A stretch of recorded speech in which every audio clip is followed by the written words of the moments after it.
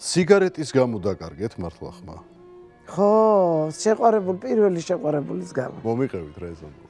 არა, მე სხვათა შორის, აი ხო, ეხლა ხრინწი მაქვს ხმაში.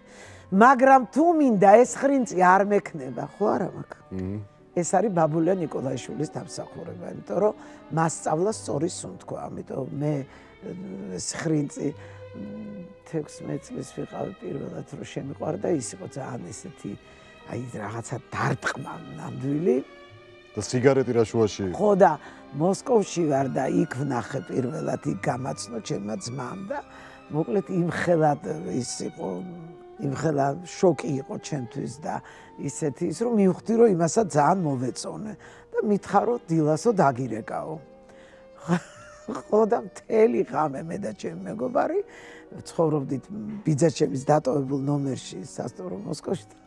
მაშინ იყიდებოდა ჯებელი იყო ესეთ საშნელი სიგარეტი უფილტრო.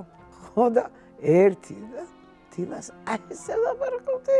მთელი კოლოფი მოწიეთ? მთელი კოლოფი ესე მოვწიე, თან არ ყლაპავდი, მაგრამ ნუ აი ეს მარიხუანა გასინჯული გაქვთ?